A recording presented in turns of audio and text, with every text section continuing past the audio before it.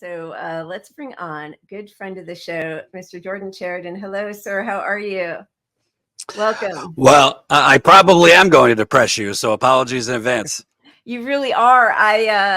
Well, first of all, welcome. How are you? I hear it was your daughter sick or just up all night? She seems to be reaching the terrible twos a month early. So I'm still not through my two sons doing that, and they're 18 and 21. So best of luck to you. I don't know. She woke up at 3:30 and then wouldn't go back to bed. So it was fun. I'm sorry. That's rough. No problem. I really get it. So, every week, because I know we've explained to you sort of the general idea of our show. You've been on before, but is in these terrible times still to find some joy. We have started to begin our show, just so we get off on the right foot, with cheers, with something that we want to pay some honor to and that should make us all happy. And today, first time ever, our cheers is also our guest. So we're going to start with your book trailer, which we're so excited to discuss with you. But this is the trailer for Jordan's newest book, We the Poisoned, which chronicles the last 10 years of his reporting in Flint, Michigan. This is the biggest government cover-up of the 21st century.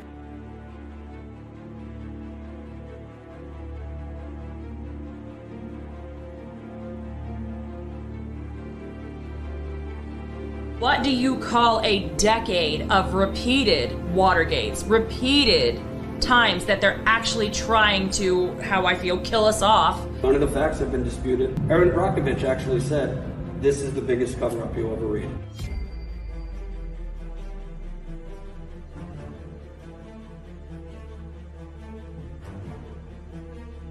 And 6 months after the water switch, my throat started bothering me. So I went for a biopsy. Long story short, it was aggressive throat cancer. And justice delayed has been justice denied.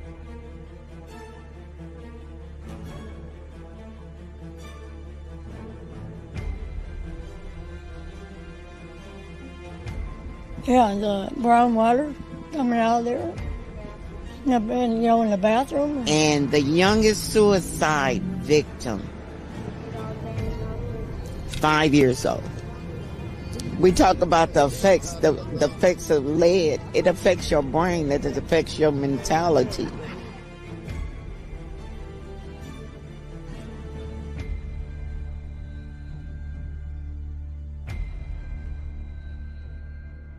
It's been 8 years, man. It's been 8 fucking years. I can't take it. And if I die because of this, I'm dead. I'm dead. But someone's got to speak it up. What I can do is, at the very least, expose what was done to these people, the details, the who, what, when, why. Maybe it could help them fight it elsewhere. Well, first of all, cheers to you, because you're the only person who kept going down there and covering this story. So thank you for your work. Seriously. And also, I got to say, Status Quo, and which you are obviously behind, one of the few lefty groups doing on the ground coverage of anything other than covering big rallies and things. You guys actually are out there talking to folks front line, and I think we need way more of that. Yeah, it's a lonely island we occupy, but in a weird way, we don't have any competition. I can't tell you. I mean, just Flint. Flint. Every time I go there, it's remarkable to me. I mean, the main other outlets that I've seen in Flint in the 8 years I've been going has been foreign press. Oh, really? Interesting. I didn't even know anybody was there. Yeah. Even at town halls on the water crisis, or just me working on a story. I remember I saw a French documentary crew. I'm like, why are the French doing a documentary and not America? I think Al Jazeera was there, but very rarely American crews, and that's across the board. In so many places I go, there's either no media or foreign. So, one of the things about your book and your reporting that is so frustrating is I'm sure you thought that if you shone a light on all of the corruption and that people were still in danger and that people were getting sick and dying and that there was government cover-ups on both sides of the aisle, and like if you shone a light and revealed the truth, things would change. So how has that process gone for you?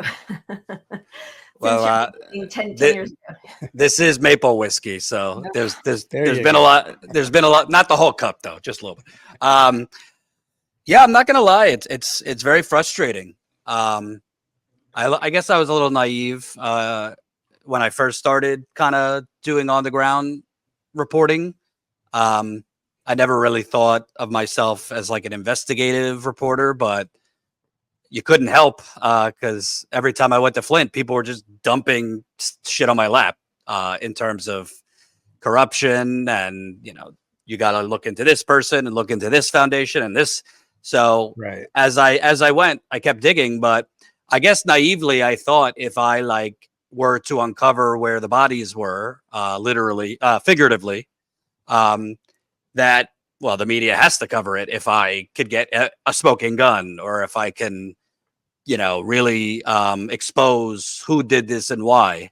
Right. And the first kind of and the media has been a really big part of this story. I honestly might write my next book on the media. Yeah. Because I had 2 stories killed, basically like the week they were supposed to break on Flint. Did they give you a reason about it? And how long ago was that?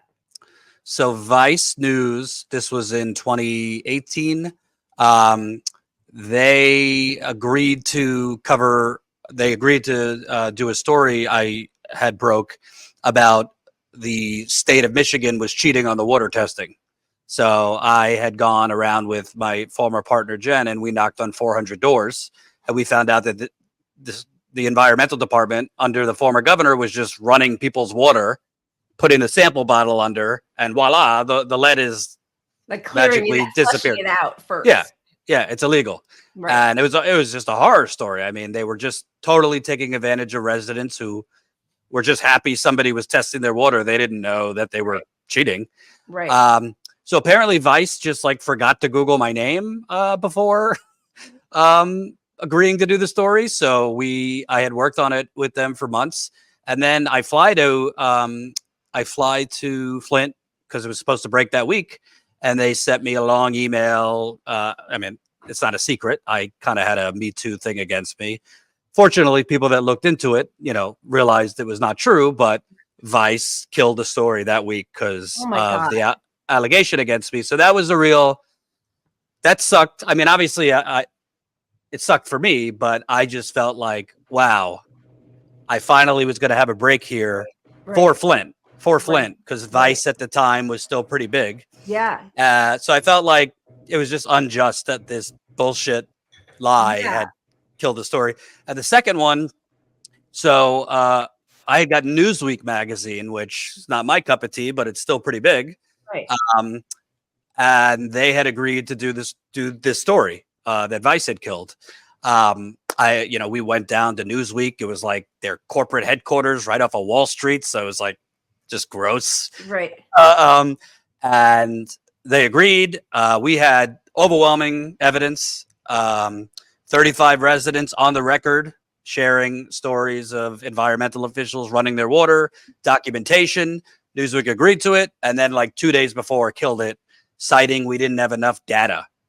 And I've sent some nasty emails, but that was probably the longer one, the worst. Yeah. I said, when is the last time anyone at your hack corporate outlet has knocked on 4 doors, let alone 400?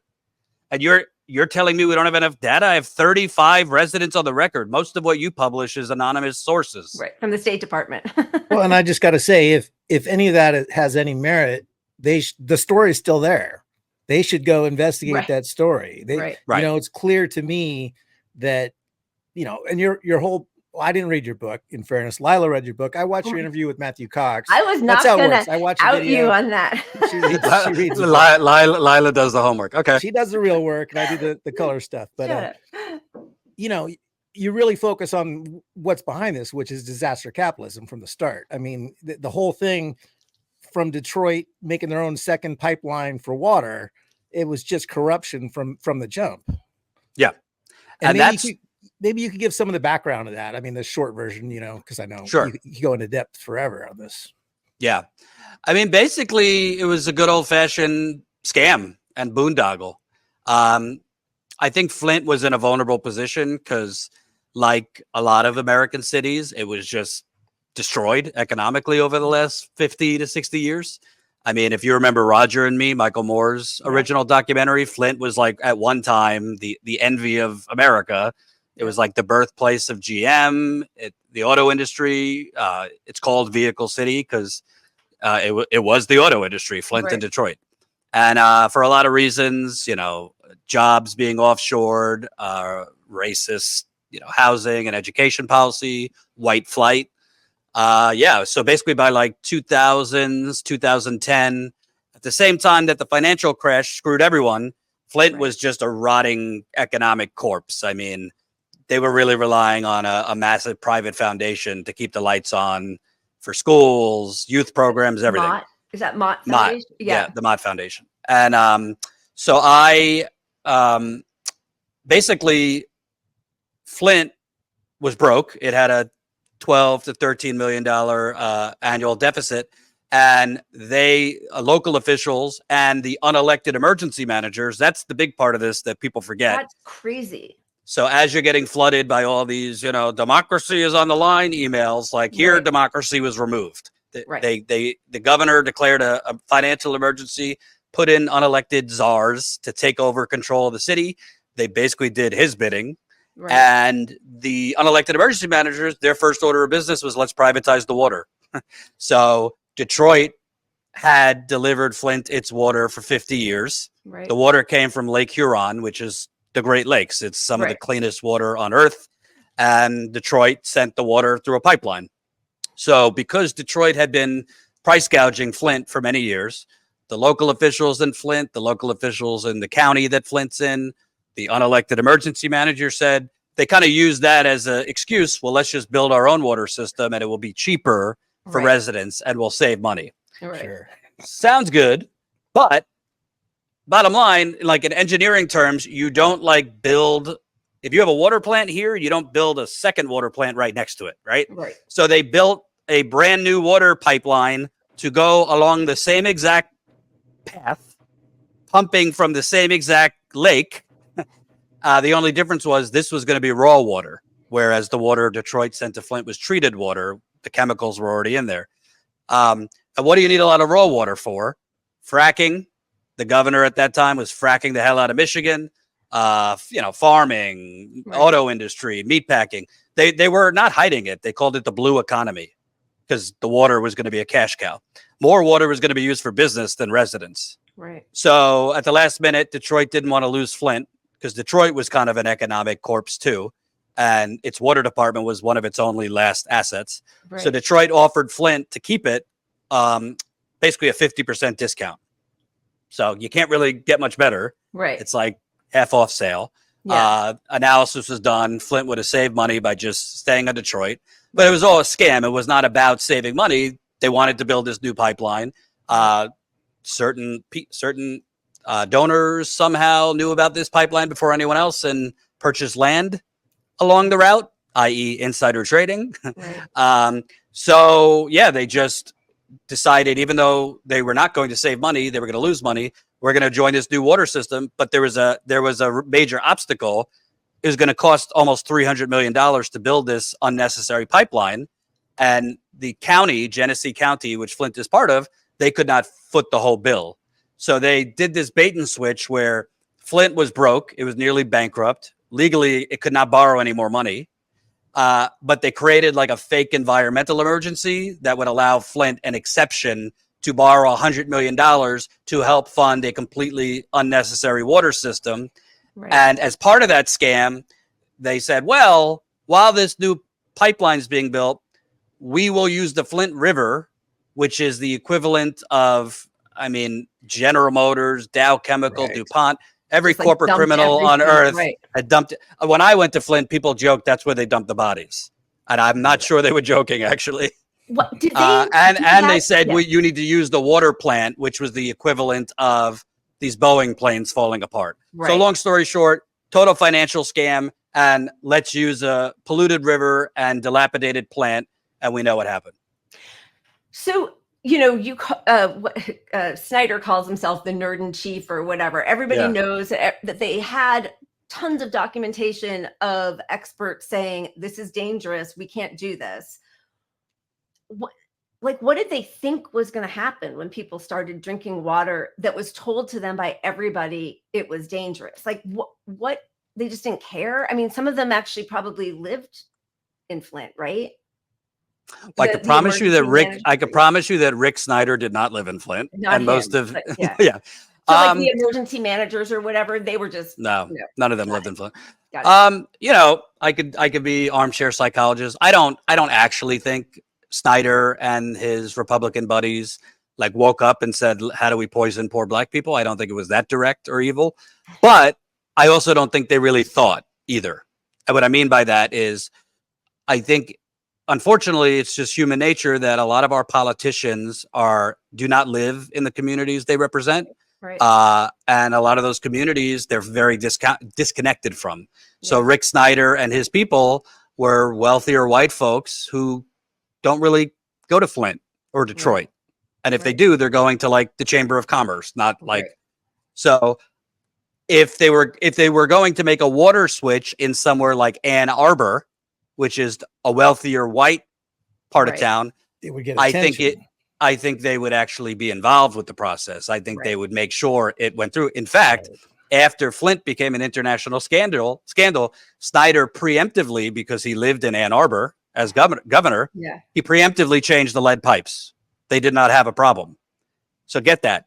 A wealthier white place, and good for them, change all the pipes, but they didn't have a problem, and they got all their lead pipes replaced. Flint, 53% black, very poor. 10 years later, they haven't. So what I know, I don't think it was intentional. Like, you know what? I know people are going to get sick, but we're going to do it anyway. Right. But I think it was intentional. They knew people were getting toxic water very, very early on, like weeks after they switched. And instead of Rick Snyder technically could have been a hero. He could have said, this was a mistake. We're going to switch back immediately and save a lot of lives. Instead, he and his cohorts covered it up. And I think why this is such a unique scandal and cover up is it's not really like only, it's a lot of people gravitate to, all right, well, see, it's the Republicans. Right. Mm-hmm. But no, it's both. Yeah. I mean, you had officials on the ground that were Democrats that were involved with this. You had officials in the governor's administration that were Republicans. And 10 years later, the Democrats in office now in Michigan are still burying this. And it's just all capitalism, right? I mean, because they're getting funded by the same big companies, and nobody wants to go down with Mott Foundation, or I it was very interesting. I could never, I didn't report it in the book, but when Gretchen Whitmer ran for governor, Rick Snyder, who was the outgoing governor, was very mysteriously quiet. He did not endorse the Republican governor, the Republican who was running to replace him. And from my reporting and sources, there was kind of some backroom deals between Gretchen Whitmer and Rick Snyder that Snyder was going to throw his machine behind her to help her win. I don't know. I don't know if Whitmer promised in return, we'll go easy on you this night. I don't know. Right. But what I do know is the former mayor of Flint, Karen Weaver, she was on the record saying to me, I was shocked because she was excited when Whitmer was coming in, Right. She promised justice for Flint. She ran on reopening the free water stations that were shut down by Snyder. Right. She was shocked because Whitmer didn't replace any of Snyder's people that were in on the cover up. He didn't replace any of Snyder, like the top environmental people, the top health people that had been charged. Didn't replace any of them. So, and her attorney general didn't follow up. Right. No, her attorney general, frankly, sabotaged the whole investigation. Her attorney general is the definition of identity liberalism. For example, she was at the DNC. She happens to be gay, which is whatever. That's Right. obviously no issue with that. But she's out there screaming, Trump could take my wedding ring over my cold, dead body. And the MSNBC crowd is, loving it, and right. liberals are loving it. Meanwhile, she literally single-handedly sabotaged the Flint criminal investigation. It was either intentional or gross incompetence, might have been both. And that's never mentioned in liberal spheres. She's never even challenged by the media. So basically, the Republicans poison them and the Democrats are in on it, which I show in my book. Like, it is unheard of in a case like this for the attorney general came in and basically just threw out a 3-year investigation that was making progress. Based on my reporting, the people she had fired the Flint special prosecutor, the chief investigator. They were going after the governor for involuntary manslaughter, which would have been a first in history. They were going after serious financial crimes. They were going to charge RICO, which is racketeering that was created to go after the mafia.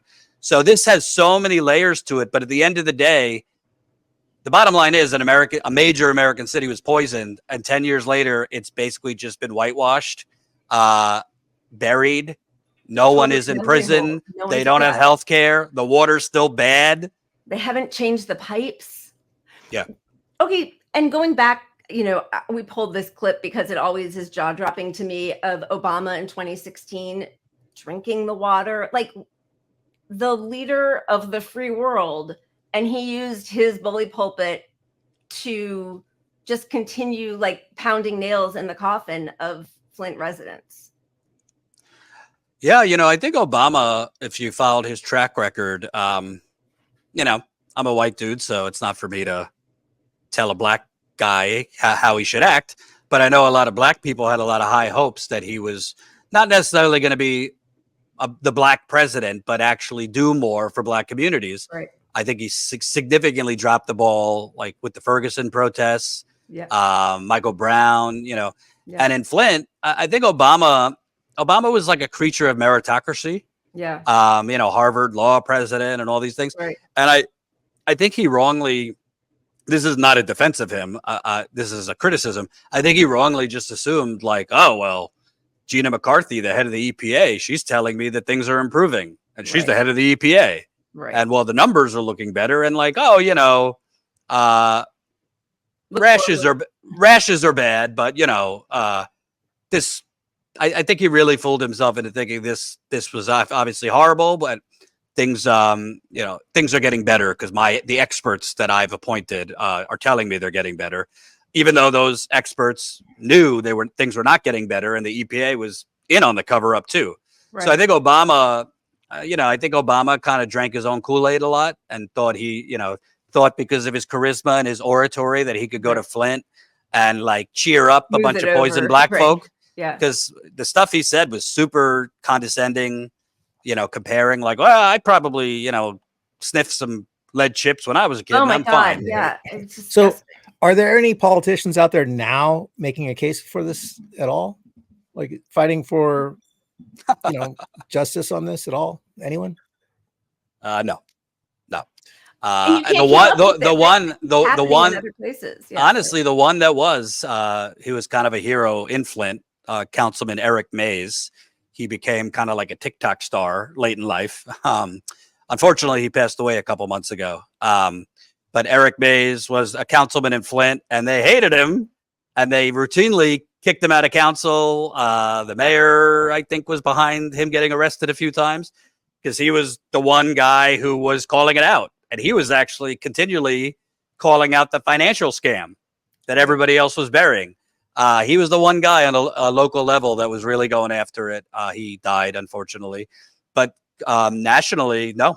You have, I broke a story a couple years ago. There's a chapter on it in the book that I got evidence that the governor's top officials in the health department, the environmental department, his press secretary, they all deleted their phones right before the launch of the criminal investigation.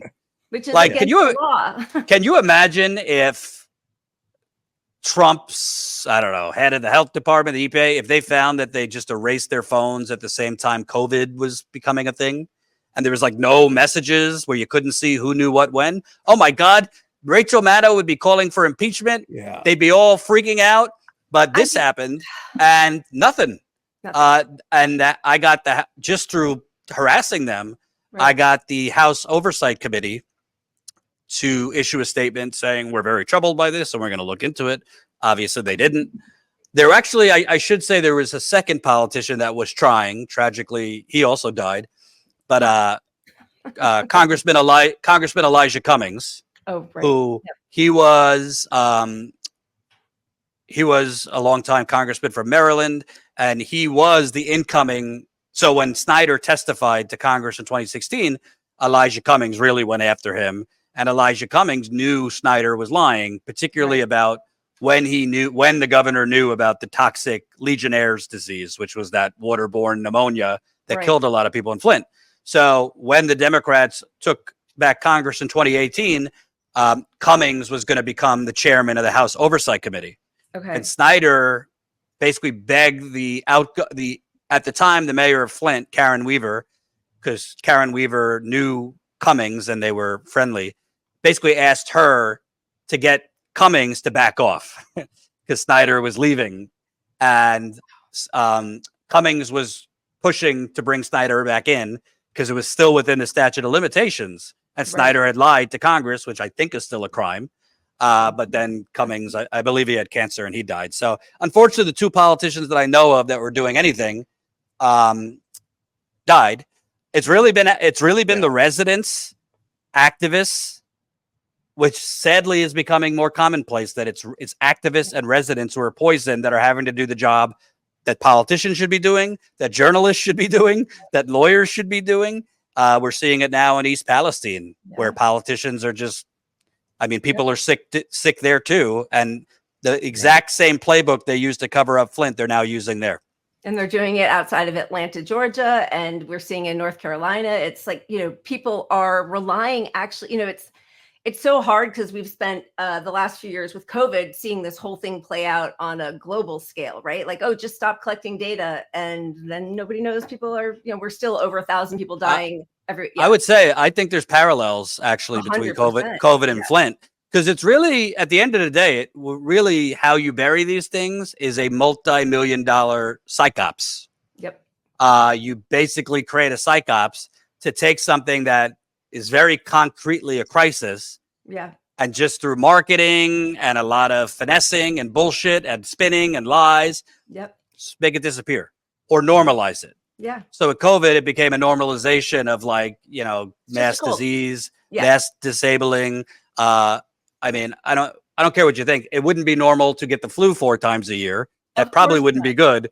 Yeah. But with Flint, basically what they started doing, besides just directly cheating on the water testing, right? Aaron Brockovich called it when I broke that story. It's like, this is a crime, falsifying. Like they should redo the testing. Yeah. But basically what they did was they either directly cheated on the testing, or they just decided, well, we'll test in certain parts of town that weren't as badly damaged. Right. We won't even use plumbers to verify that they even have lead service lines. So we don't even know if they have lead service lines, which by law, that's what they're supposed to be testing, homes with lead service lines. So they never actually confirmed that they were, because the records were all a mess. Like the records of what the materials were, copper, lead, they were literally written on index cards in the 20th century in Flint. Right. So they were cherry picking the testing, and then they would test maybe 50 homes for a city that had like tens of thousands at the time, 90 to 100,000 residents, and say, oh, everything's fine. Meanwhile, see, I've learned the hard way. I don't go to politicians first. I don't go to experts first. Right. Usually I don't even go to them, period. I go to residents on the ground because generally speaking, they don't really, some people, everyone has a motivation, even sources, but most of the time people don't have a reason or a motivation to lie to you about I have rashes or I'm losing my hair in the shower or my eyes are burning. Has developmental issues. Right. Yeah, so go ahead, Pat. Well, I just wanted to say, I think to me, what your story really showed, what the story itself really shows is that, journalism has gotten a pass on the national level. Mainstream media gets this pass like news is changing. The newsrooms don't have money for investigative journalism, yada, yada. But clearly it's not as benign as just an economic system for the news departments. They're choosing not to cover these when the story is handed to them. Yes. And I think that they're our only check on them and lawyers. Next, I'll do it again. I'll do this again, seriously drinking, because I could go off for 5 hours about that. Yeah. I mean, literally, at first I thought it was laziness, that the media just kind of like, they get bored or they're lazy and don't want to do it. But I mean, I love the people of Flint, but it's not exactly my idea of a vacation spot. I'm going there because the Michigan media is not covering it. It was not covering it. So story after story, I first pitched it to Michigan outlets. Right. And it's not like I was pitching an idea for an op-ed. I was saying, hey, I have evidence that the governor's right-hand man is going around offering payoffs to sick residents. Right. Here's the audio of the conversation where he's offering said payoff. Yeah. Here's the couple I talked to on the record. Here's the text messages showing the state health department was paying for their treatment. Here's another resident telling me, oh, the governor's right-hand man was telling me he's paying. I mean, I had the goods. Yeah. And either they weren't responding to me or they were gaslighting me that, well, is this really new information? Wasn't that kind of known? Right. I said, no, but if you could find the story that this is already out there, of course it wasn't. I remember this was just got to make a movie about this. So in the beginning of COVID, it was 2020. I didn't want to fly. So I drove to Michigan, which was like a 10-hour drive because basically the number 2 editor at the Detroit Free Press, I had told him I obtained seriously confidential documents from the Flint criminal investigation. And the documents I got the governor's phone calls. So I got the phone logs that showed the governor, his health director, the chief of staff, were all on the phone over 2 days, 6 months after the water switch, 22 times. At the same exact time, the Legionnaire's disease was spreading like wildfire. Right. And I had documents showing that the criminal prosecutors, this was the smoking gun to them. And I also had a briefing documentation that the governor had been briefed on the Legionnaire's disease. Right. That he didn't notify people for.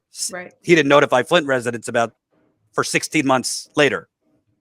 Yeah. That's pretty, there's no gray area. I had it in writing. So I handed it to him and it was like, we're in our cars, windows open because it's COVID. And I'm handing it to him and he says to me, wow, this is legit. I said, this is legit. This is some smoking gun shit. That's word for word what he said to me. I said, I know. And I even offered, because I know all these, legacy outlets, they don't really trust outsiders and they want the credit. Right. So I even offered, if you want to throw one of your reporters' names on it with me, that's fine. So he said, we're inclined to do this. I just got to get a yes from my boss. I drive home. I'm thinking what we talked about in the beginning. All right, we did it here. Right. And 3 days later, I get an email this is incredible reporting, but we don't have the resources. So I just wrote back. I wrote back. I mean, I was diplomatic. I said, I don't really understand. The story is done. Right. If you want to write it. But the reporting is done. All that's needed is the story to be written, editing, and legal. So something doesn't smell right here. And this is the governor's phone calls. And they also said, well, we don't know what was said. It said, okay, you don't know what was said, but you know what was going on at that time. Right. Those 2 days, his environmental department and health department were trading frenzied communications about the Legionnaire's disease. Right. You also, I have the documentation that he was briefed on this in October 2014. He told Congress he didn't know about it for 16 months. That makes it a national story. So it was just maddening, and I can never prove it, but I did talk to someone lower level. I talked to someone lower level there at the Detroit Free Press who told me the editor-in-chief was kind of chummy with the governor. So, well, that's the thing. The story is so important that even if the dots aren't fully connected, 100% synced up, you putting it out there brings in more evidence towards the actual case against these people.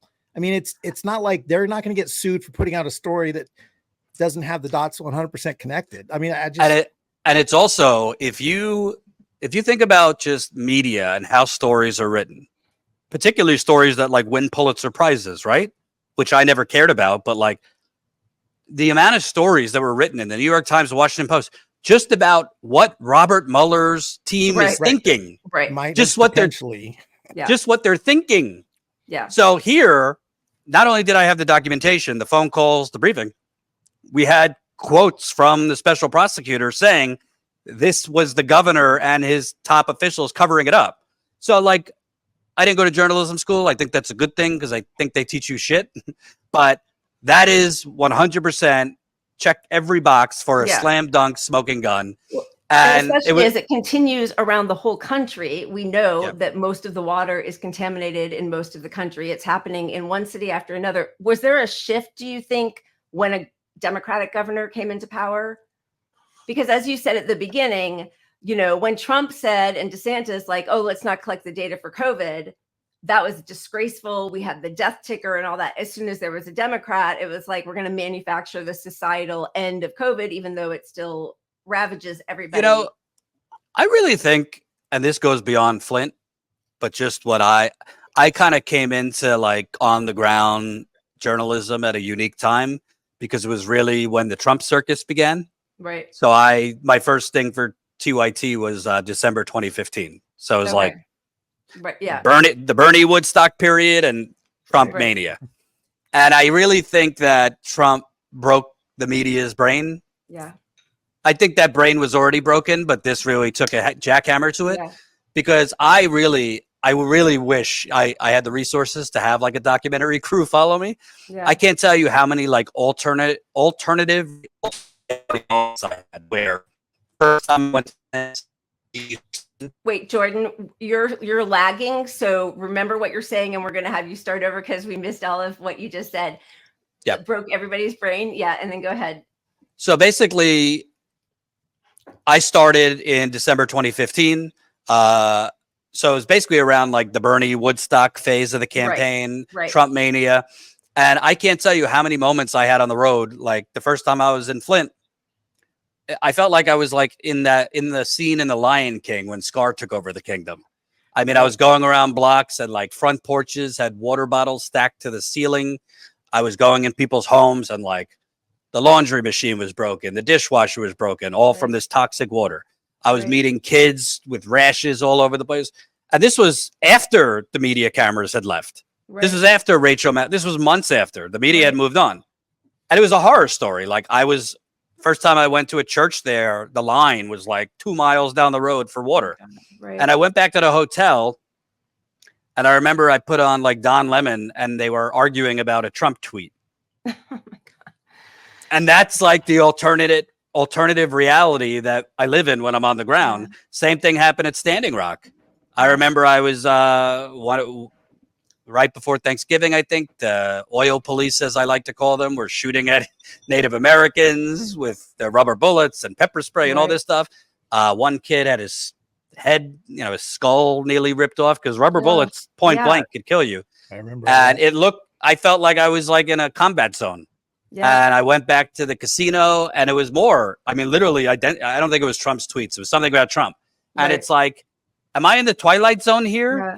I mean, some of it's intentional, like media doesn't want to cover these things. And some of it's just like, these are all wealthy, disconnected people who live in New York and DC who, if they go to Flint, it's in and out. Yep. If they don't go to, I mean, literally CNN went to Standing Rock and literally stayed in the van half the time. Oh my God. So the media, I think, did a horrible job on Flint when Trump was in 2016, when it was still Obama, because the media, particularly cable news and these legacy outlets, they were kind of on their last legs before Trump.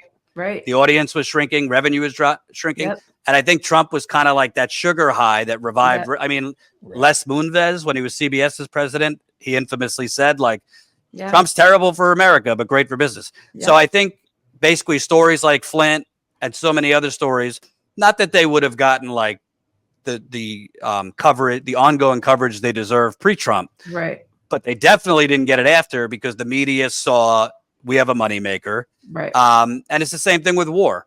I mean, even when Biden was president, and Biden is less of a ratings guy, but with Russia, Ukraine, they were going to cover that nonstop. Right. But that's why we're all fucked. Yeah. Because as Americans, if you can't count on your politicians to have your back, which you can't, then you kind of have to rely on journalists to at least, I don't want to say be your voice, but give you a voice. Yeah. And if the most you're going to get, I mean, we have mass shootings in this country, and you're lucky if it's covered for more than a day. Yeah. So I think that between the Trump circus that's now a decade old, and then Democrats coming in, and I think that Gretchen Whitmer becoming governor of Michigan, Dana Nessel becoming attorney general, I think the media basically said, all right, Flint's over now. Yeah. And too many people on both sides of the aisle with power are out there killing the story every chance they get. Right. I mean, one high-powered Democrat in the state can shut down the story themselves, but you have a Republican with that same interest, and that's every newsroom is affected. Right. Yeah. And also, I think that it's kind of an easy out and a little disingenuous when you hear, well, but, local media has been gutted and, they don't have the resources. I don't know. You know how many times I've pitched ProPublica, which is like a local independent outlet, and not that they have the resources of the New York Times, but they got resources. They just passed. Why do you think they passed? That's shocking to me. And this is like, I could tell you from the brain of a news outlet, typically if somebody already has the goods and brings it to you, if you're like a decent, if you're a decent outlet that like has an interest in doing good work, which I think ProPublica is, usually go with it. Yeah. I honestly think a lot of news outlets, they're conditioned to kind of only focus on what is news now, or what is, they're not conditioned to realize that no, something 10 years ago is still a crisis because we've been so conditioned that, it's in the recovery stage now. Right. I mean, even news editors, when I finally got them on the phone or got meetings, they said, oh, well, it's getting better now, right? The EPA. So like even they bought the bullshit. So I can't tell you. I can't tell you why ProPublica. I mean, I've been trying to get on Democracy Now! For 5 years now. Can't get on. Don't know why. That one is really wild. I would think they would be. Wow. Listen, I mean, I even said to some outlets, I mean, the Young Turks, for example, who obviously there's no love lost between either of us.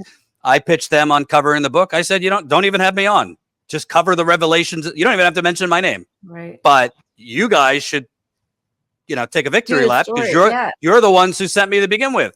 So a lot of this, to Cenk's credit, he sent me. A lot of people would not have sent a reporter like me during the heat of the presidential election. Right. He sent me multiple times, and they wouldn't even get back to me. There's so many outlets that it's either they're obsessed with elections or they're obsessed with hearing their own voice, or they don't want to give. I think part of it with these, I'll give you a quick story. New York Times, those knocking on doors I did for that story in Flint, I pitched it to the New York Times and they got back to me, which I was kind of shocked about. And they gave me the bullshit. Well, we have our own Midwest bureau and thanks for the tip, but thanks, but no thanks. 20 minutes after I got that email, I get a call from a source in Flint.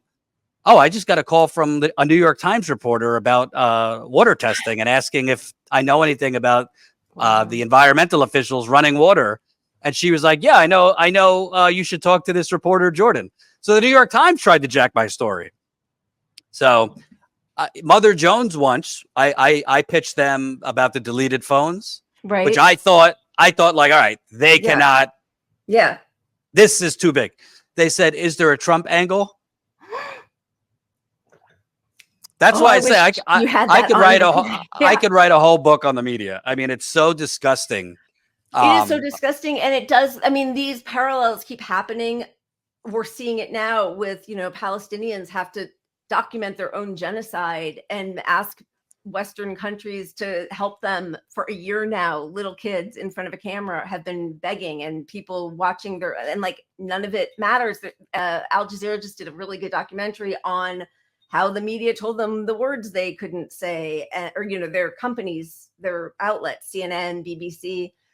And so there really is like they have a lot of class solidarity and they decide, because I think the problem is, and this is like that inherent contradiction or conflict of capitalism, right? It's like, let's just say it's all fine, get everybody back to work, we're up and running, the water's fine, COVID's over, it's fine, we don't need to do these regulations for climate change, it's fine, because we need the quick, you know, cash flow or the huge cash cow, whatever it is. But like eventually you're going to run out of people, or you're going to have to pay, like, so at some point that's going to end. And I don't know what they're counting on, that will all just die out before we have to, you know, pay the piper. I don't know.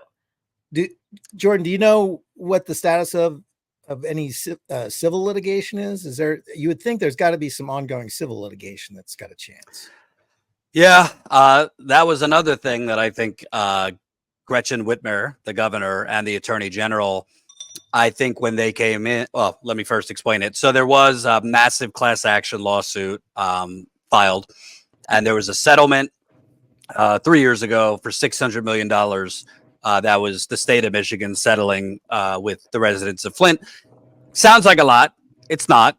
Knock off $200 million off the top for lawyers. And frankly, Flint is one of the worst cancer clusters in America today. Cancer is surging. That's why I say it's still a disaster. Yeah. Because the media can only wrap their head around like the inciting incident. Right. You know, so in the case of East Palestine, when the trains are on fire, or in the case of Flint, when the lines are blocks to get water. COVID, but not long COVID. Yeah. Right. After that, it's not a disaster anymore. Right. So basically, you know, if you do the analysis, $600 million, knock it down to 400, each family might get enough to buy a used car. So that's not going to cover your cancer if you have cancer, because even if you have health insurance, it's a lot of money, cancer treatments.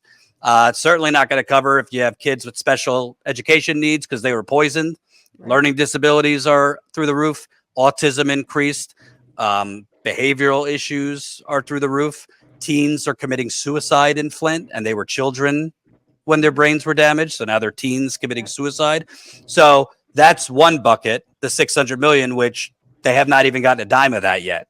Right. It's been stalled. The second bucket, the EPA.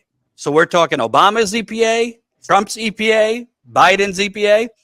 10 years later, they have not admitted guilt yet, nor settled. So there's a huge bucket of money. There's a huge bucket of money that the residents of Flint are owed by the EPA. They're not endorsing it. And I was on a show and I said, listen, I'm not going to tell people how to vote, but Kamala Harris needs Michigan, and she needs majority black cities like Flint. And if I were the people of Flint, I'd say, you want my vote? You pledge a massive fucking settlement if you become president. Yeah, like do it all. Was it Billings, Montana that got Medicare for all because of some environmental disaster? Yeah, so right? Libby, Montana, Okay. They had an asbestos disaster, I believe in the 2000s. A lot of people died. And Max Baucus, who was a Democratic senator, pretty corporate Democrat. But to his credit, Obama needed every Democratic vote to get Obamacare passed. Yeah. And Baucus said, I'll give you my vote, give my people in Libby health care. And they did. Okay. So Libby got free health care, which they deserved, but somehow Libby, 96% white, right? Flint, 53% black, they got expanded Medicaid. Flint got expanded Medicaid for 21 and under. So the adults were SOL. And that Medicaid was up years ago. Right. And I talk to residents all the time who are maxing out their credit cards or going bankrupt. Because like for heavy metal poisoning, lead, or bacteria in your water, or PFAS, a regular, like, you know, small town internist is not going to cut it. You need environmental doctors, you need specialists, and most insurances don't cover the doctors they need. So it's just like Palestine, same East Palestine. Yeah. Yep. And does part of that have to do, I mean, it's sort of like not admitting that COVID's airborne. It would have two different ramifications, right? One is that they knew from February 2020 that it was airborne and they lied, but then also having to change all the filters. So like if they had insisted on Medicare for all because of all these problems, would that have gone into like the big basket of evidence of culpability, of like a criminal responsibility? Is that part of it? Like everybody's just covering their ass? I think there's a couple things going on here. And Pat mentioned in the beginning that at the root of this is just disaster capitalism. Right. And I don't want to get too in the weeds, but JP Morgan and Wells Fargo were heavily involved in the financial scam that poisoned Flint. So for that total scam pipeline that was not necessary, JP Morgan and Wells Fargo, they financed the bond deal. So they provided the money up front. Right. And they were sued civilly, JP Morgan and Wells Fargo in 2020 on behalf of 2,500 Flint children. They should have been sued criminally. Yeah. Of course, they got out of it because this is America. But I believe that most of the reason this was buried is twofold. The state of Michigan, because the Attorney General's office actually signed off on that fraudulent deal. Right. If the financial crimes would have went forward in criminal court, state of Michigan could have went belly up. Because that's basically the state of Michigan signed off on bond fraud. Right. So you would have had heavy duty investors and bondholders suing the state for bond fraud.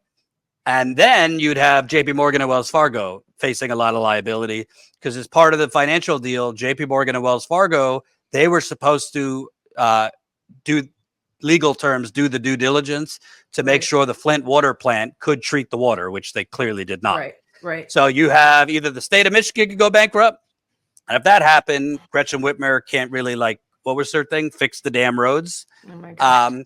And JP Morgan and Wells Fargo, I mean, politicians on both sides will sell their firstborn to protect JP Morgan and Wells Fargo.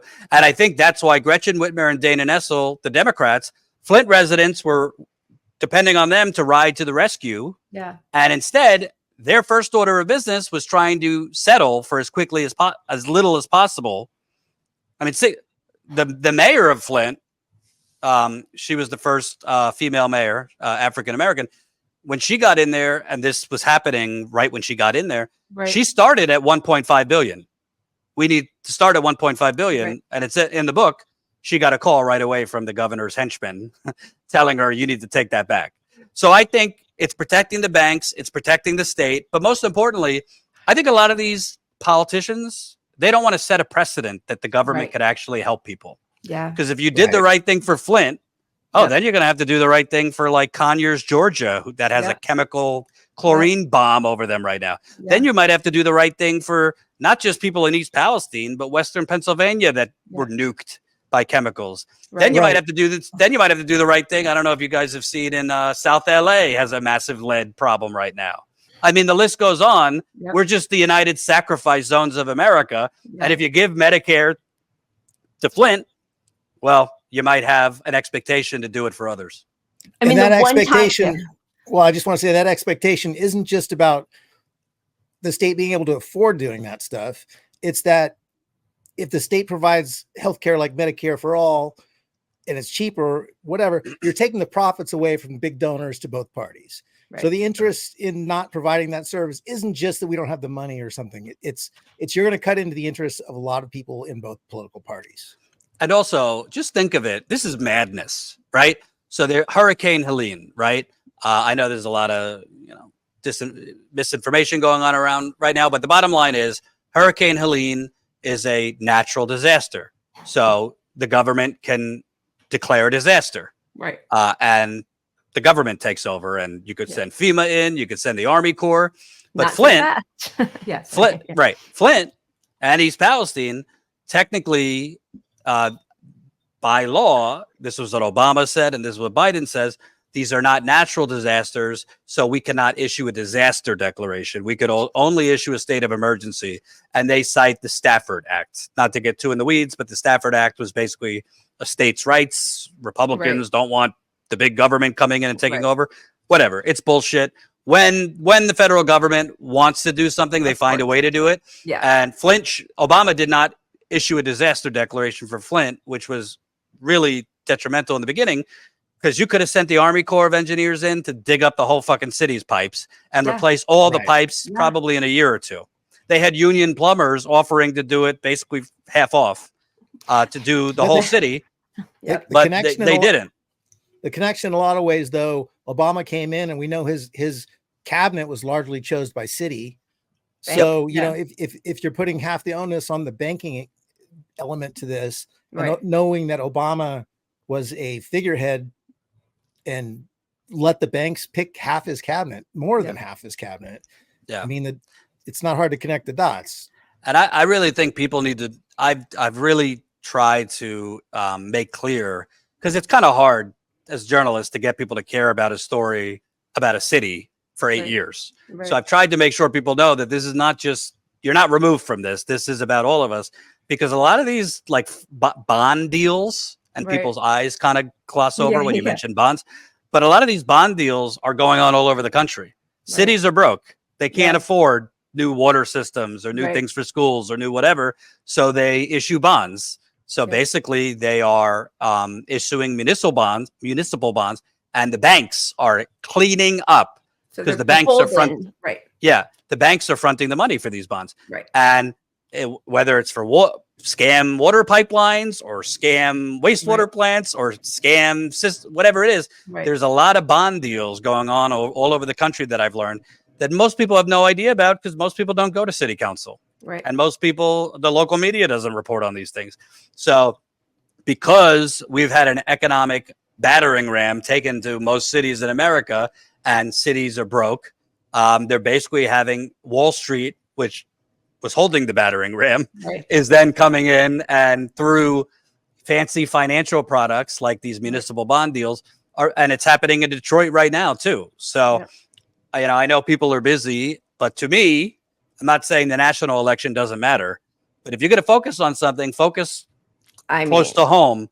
Focus close to home, because I'll tell you, they're screwing you nationally, but they're screwing you from the front down at city council. And local elections definitely have an impact on you as well. Yeah, I mean, the whole plan is to make sure, again, like we could have Medicare for all, it would be cheaper. And actually your workforce wouldn't be sick, they'd be showing up. But I think the idea of using your poverty and your need to work for slave wages over our heads is the whole guiding philosophy. Like they stripped away all the COVID protections. It was the one time that Biden was popular, right? Like he gave a little bit of money and his poll went up, his poll rates went up. And then, but he came in basically to strip out all of the things the government had done for people that was making us, you know, sort of whole for a little bit, sort of, not really, but took all of that away, kicked people off of Medicare. So, I mean, it really does feel like it is a concerted effort to make sure that nobody in this country relies on the government for anything. And I used to think that was only a Republican project, like starve the government so that then you can be like, see, the government doesn't work for you. And yet it's happening on both sides. So I've seen a few people, and I'm trying to read while also focus on you, but a few people asking, like, what is your thought? What do we do? Like, what do we do? I drink whiskey and take antidepressants. That's what I do. I mean, that's yeah. Yeah, I mean, again, I don't think it's put all your apples in one. I think what I've learned is you can't put all your apples in one basket. Right. I think the left, understandably so, got very excited about the Bernie movement. There had been no real left in America between Occupy and, well, before Occupy, there was nothing. After, Occupy kind of woke up a beast, and then things got quiet till Bernie. Obama loved that. Obama loved Occupy and Standing Rock. Like, that's what's so funny to me, is that all that stuff started under Obama. But like, we thought he was our hope and change for a little bit. Yeah. You know, to me, honestly, and I'm a human too, so I kind of, after a while, I'm not going to lie. I mean, there's only so many protests I could cover where people are going around chanting the same shit over and over. But nothing changes till like I get a little like, do I want to keep covering this? I really think, to me, the most excited I've been in the last 2 years in terms of journalism is the UAW strikes. the Amazon labor organizing, the John Deere strikes I went to cover. Not that any of that is a panacea.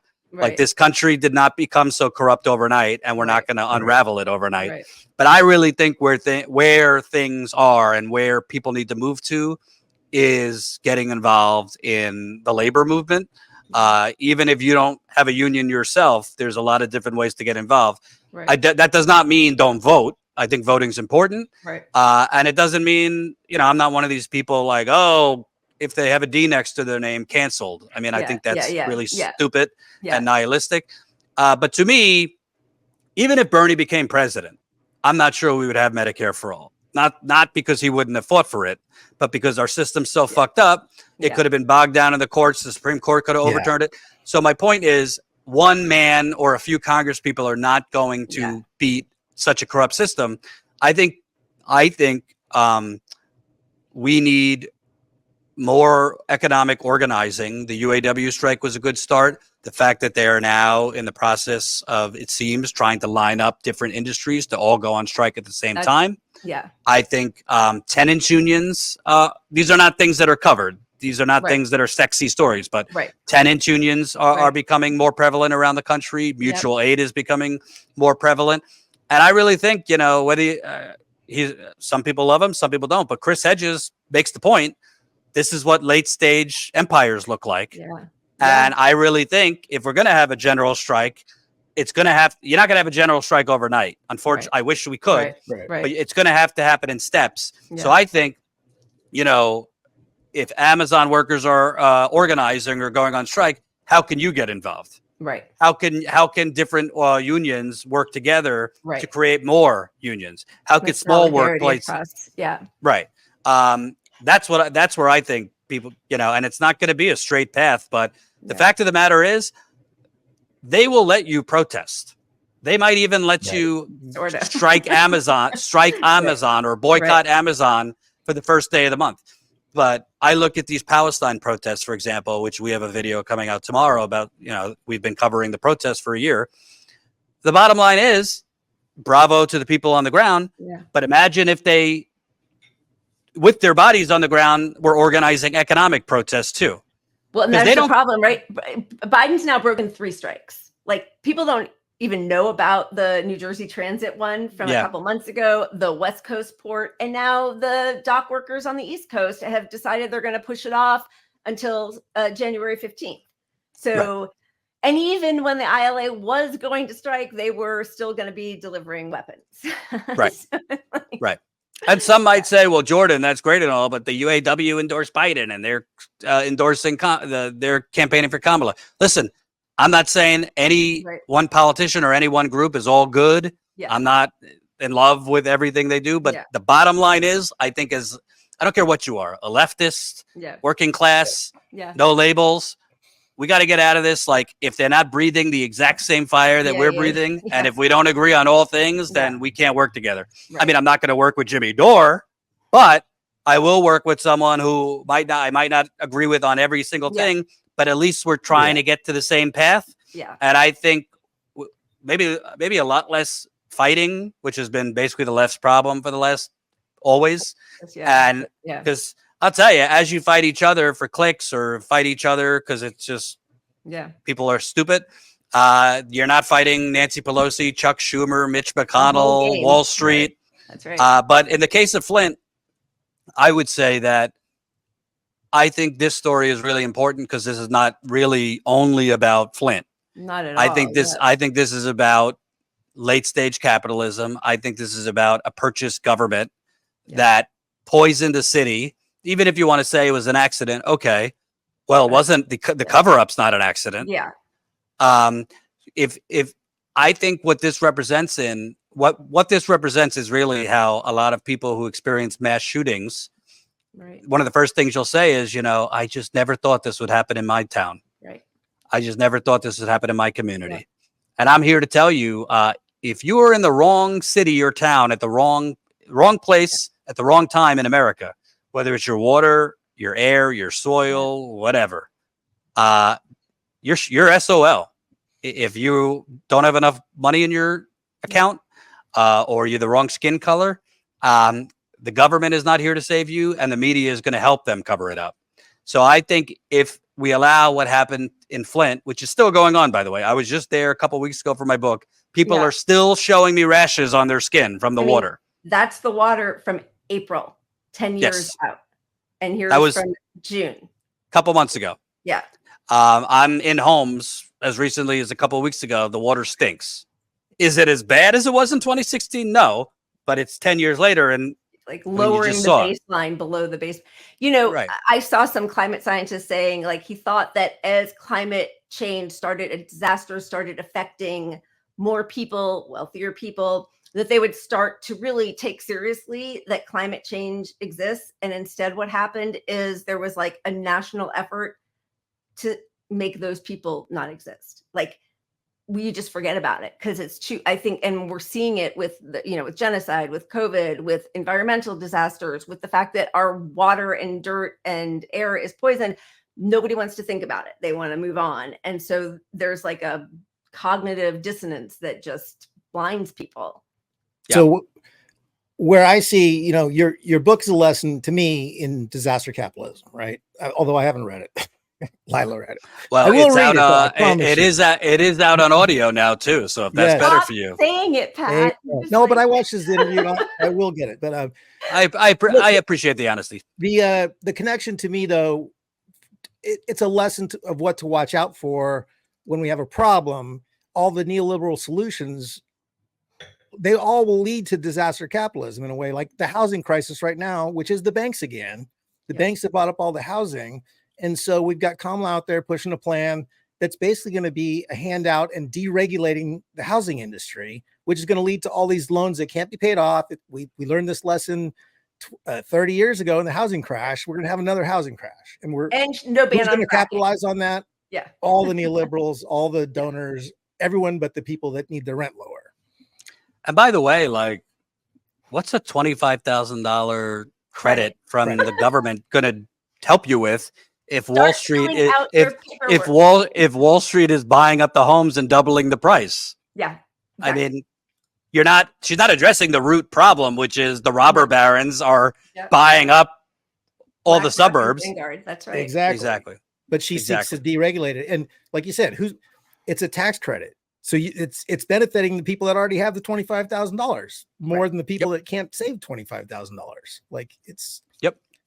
I would just say at the end of the day, to me, I think that I don't want to sound like an old geezer, but I think a lot of us, we could be your parents, Pat and I.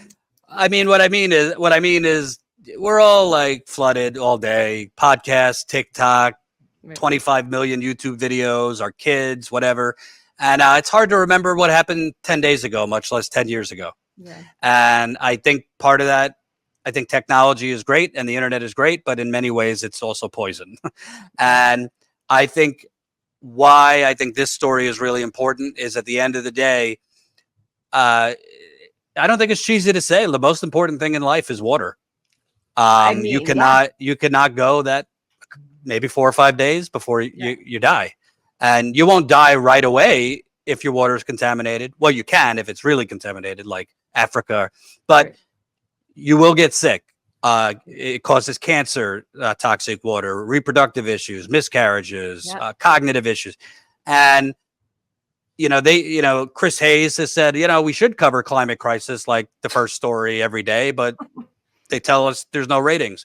Well, find a way to make it sexy. With then $20 million contract every year. And by the way, yes, water and air, which we know kills 10 million people a year from air poisoning, from bad air. Like, this is coming for everybody. There's no bunker that's going to actually end up saving. And by the way, maybe it would, but who's going to work for you? And by the way, to be clear, it is coming for wealthier neighborhoods too. I mean, the infrastructure underneath us, all over the country that delivers water through our pipes is 50 to 100 years old. In Newark, New Jersey, where they have a lead crisis too, they dug up pipes that were from the 1800s. Oh my God. That were delivering water. So there are wealthier communities. They just might not know that they got PFAS in their water, which are those forever chemicals. They got lead in their water. And, you know, if the pipes are old, the pipes are old. And by the way, Biden got all this credit because the infrastructure deal is historic and going to replace all the lead pipes. It did not replace all the lead pipes, and that would be great if they did. But to be clear, for people that don't know, lead is only one part of the problem.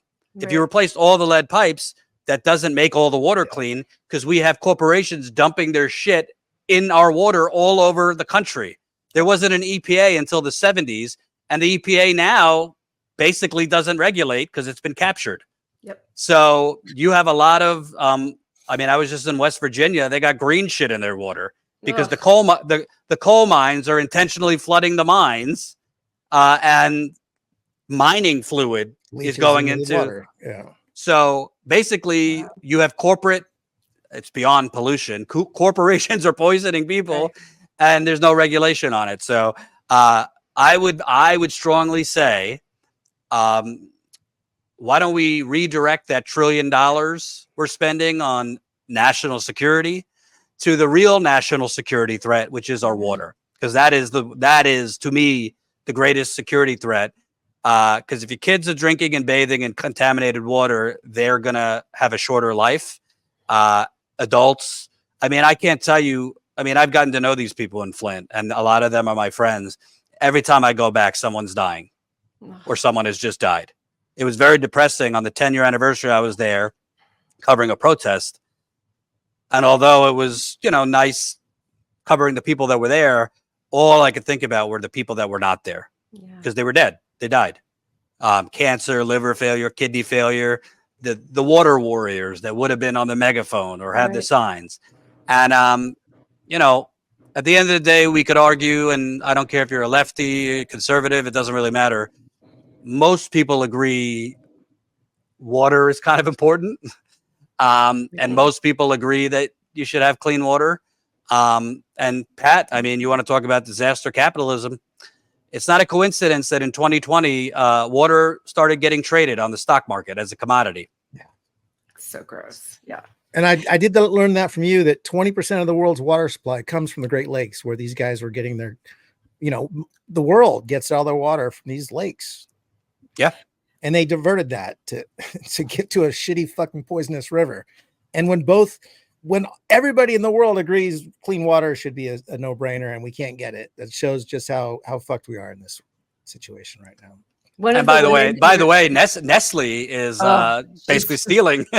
Basically stealing water, and then they sell clean water in their plastic bottles to us. One of the women, and I know you have to go, but it just broke my heart when she said that she wanted to take a bath, but she didn't want to lie down in water. And in my mind, as I was reading that, I was like, of course you can't lie down in the water. It was like, but if I stand and take a shower, I'm inhaling fumes in a different way. Like there's no way out of it. Like not that I would ever blame anybody, but there's nothing these people can do. And I see all these, and I'm sorry, but I tend to see it from liberals, and I'm sure the other side does it too when we had fires in California or when we do, whatever. But move out of there. Why didn't you evacuate when they told you to? Well, people don't have money to go.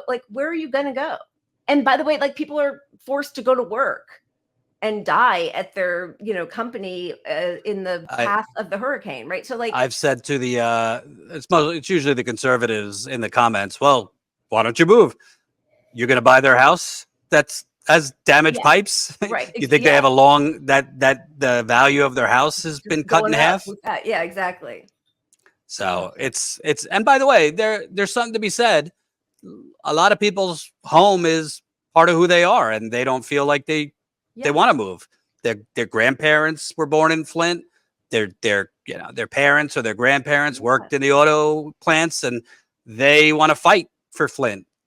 There are some people who want to move but can't for financial reasons. So, at the end of the day, if your government harms you intentionally or just incompetence, in a democracy, in a representative democracy, the people that represent you, if they harmed you, should then try to make you whole. And you can't be made whole if you've been permanently damaged. But at the very least, the government should try and do the right thing. Healthcare, criminal accountability, fix the fucking water. I mean, provide free water from the Great Lakes until this is buy fixed. one of those representative democracies. Can we buy one of those? That's why I got to tell you, and I get in fights with I have a few friends who are more liberal, and some are, my parents are Trumpers, which is upsetting. But I get in fights when all these people tell me, Jordan, but I get it, you're cynical, but like, we got to stop Trump, or we got to stop. And I'm like, do you understand we don't have a democracy? Yeah. Sure, things could always get worse. But this West Wing version of America you have, that like we have a democracy worth fighting for, the person who gets the most votes in America doesn't even win the election. Right. We don't have a democracy. When the Democrat is going around the country with Liz fucking Cheney and honored to have, like, it's just also ridiculous. If you're going to cast your vote for Kamala and be not proud of it or whatever, the least you should do is keep these stories alive, because we know the minute a Democrat wins, these stories go farther away because they're protecting the Democrats. So if you're going to vote for Kamala, talk more about this stuff, not less. Yep. And I'll say, a lot of people ask me, what do people in Flint think of Obama? Not they don't like him, but a lot of people in Flint don't like Rachel Maddow either.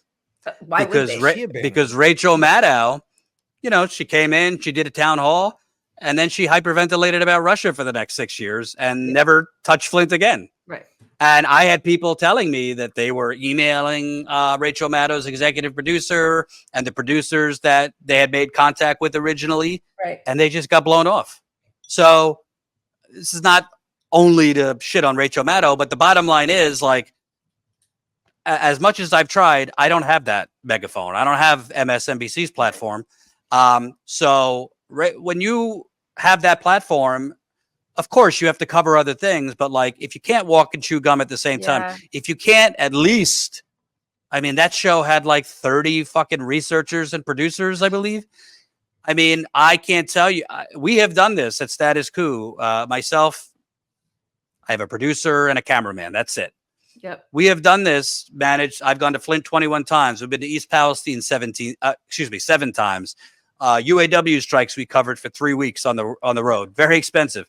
All of this we've done with no producers, with no staff, with no people for I'm literally right now planning a 3-state multi-state reporting trip through the swing states. I'm planning it. And when I'm on the road, I'm the reporter, the booker, logistics, not to pat myself, but like, when there's a will, there's a way. Yes. They have a lot more resources than I do, and Status Quo does. And it's a shame, because you want to know something? I think the media wrongly thinks, well, these stories aren't sexy. Actually, they are. They are. Because people actually care about government corruption. Watergate, there's been a gazillion movies made about it. Yeah. Well, this is the real Watergate. Yeah. And I don't care if it's 10 years or 10 days. The water's still bad. The people are still sick. The corruption is through the roof. If you I've had people read my book that hate my guts. They really don't like me for whatever reason. And they've told me, you know what, Jordan, I don't agree with a thing you say. I think you're an arrogant asshole, but God, were you right?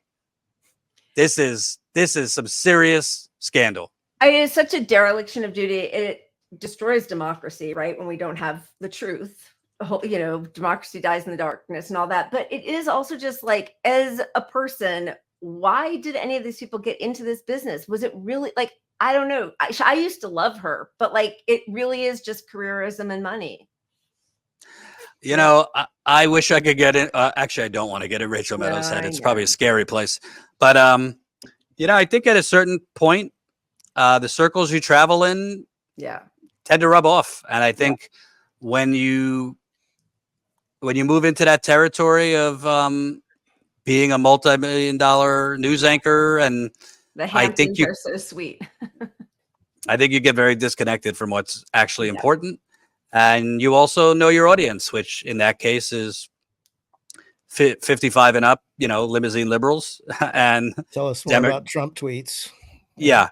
But I do think that, you know, the outlet that figures it out, and I think the Young Turks had an opportunity. Unfortunately, they squandered it. But when I was there, they were one of the only outlets covering the The stories like Flint on the ground, Standing Rock, they were growing like gangbusters at the time. People were signing up as paid members when I was at Standing Rock, and when I left, they just stopped doing the underground stuff.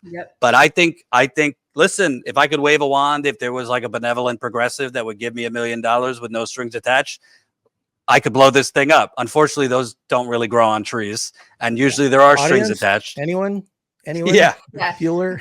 Well, and also it's self-fulfilling, right? It's like, why, if it were really important, why am I not seeing it on CNN? Right. So like, then it becomes this thing where like, oh, well, it's just an independent journalist. It's somebody I don't know. If it were really important, legacy media would cover it. So then legacy media shuts it all down. Yeah. That's the game. I'll end with this. Yeah. When I was on my way to Flint for the 10-year anniversary, I stopped in East Palestine to cover that. And I was interviewing a couple. Their house is contaminated. I got a splitting headache as soon as I walked in, and I never get headaches. But we were talking, and I told her I was going to Flint after. And she said to me, oh, I really appreciate you're doing that. I thought it was fixed because I never saw it on the news anymore. And that really stood out to me, because I really think in general, that's people's mindsets. I don't blame people. No, but if you don't, if you know, out of sight, out of mind, and you just, I assumed before I ever went to Flint, I was kind of naive too. And I knew what happened. Right. I knew that the water was bad. I assumed the government was going to fix it. I was still very virgin in terms of government corruption then. Yeah. And so I think a lot of people, just by osmosis, you just assume that they're going to fix North Carolina, right? Yep. Hurricane Helene. You assume the EPA is telling you the truth when they say, oh, the chlorine gas over Atlanta and Georgia right now, it's fine. Not so bad. And I am here to tell you, it is so bad. And unfortunately, we have a lot of sacrifice zones in this country.